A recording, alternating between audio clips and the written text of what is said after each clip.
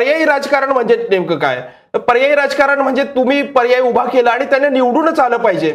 इथपर्यंत ही जी ताठर भूमिका आहे की उभा राहिला की तुम्ही निवडूनच यायला पाहिजे. या उलट पर्यायी राजकारण म्हणजे प्रतिनिधित्व तरी म्हणजे आता फॉर एक्झाम्पल आपण शबीबा पाटलांचं जर उदाहरण घेतलं की निवडणुका सुरू झाल्या की हे प्रस्थापित नेते तृतीयपंथीयांचा आपल्या विरोधकांना बोलायचे की तू हिजळा आहेस का, तू हातात बांगड्या भरलेल्या आहेस का, बॅड इन पॉलिटिक्स. अशा प्रकारचं जे राजकारण होत होतं अशा प्रकारेच तृतीयपंथीयांना प्रतिनिधित्व मिळत होतं.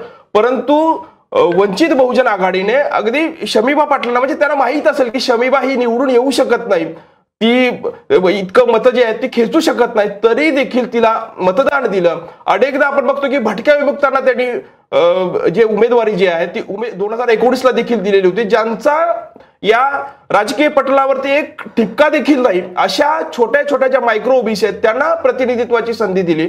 हे प्रस्थापित पक्ष जे आहेत याच्या उलट यांचं वर्तन आहे. म्हणजे निवडणुकीमध्ये उमेदवारी तिकीट वाटप कुणाला केलं जातं की जो निवडणुकीमध्ये 40-50 कोटी खर्च करू शकतो, ज्याच्याकडे स्वतःची अशी यंत्रणा आहे, संस्था आहेत, अशाच नेत्यांना निवडणुकीमध्ये तिकीट दिलं जातं. आणि मग हे जे छोट्या जाती आहेत त्यांच्यात आरक्षणाच्या ह्याच्यामध्ये पण जेव्हा आपण उमेदवारी देतो, रिझर्व्ह मतदारसंघामध्ये उमेदवारी देतो, तेव्हा देखील रिझर्व्ह मधला उमेदवार श्रीमंत असावा अशा प्रकारचा एक अलिखित करार असल्याचं आपल्याला जाणवतं. या उलट वंचित बहुजन आघाडी असेल किंवा इतर हे जे प्रादेशिक पक्ष आहेत यांनी मात्र प्रतिनिधित्वासाठी या समूहांना उमेदवारी दिल्याचं आपल्याला दिसून येतं आणि हेच पर्यायी राजकारण आहे.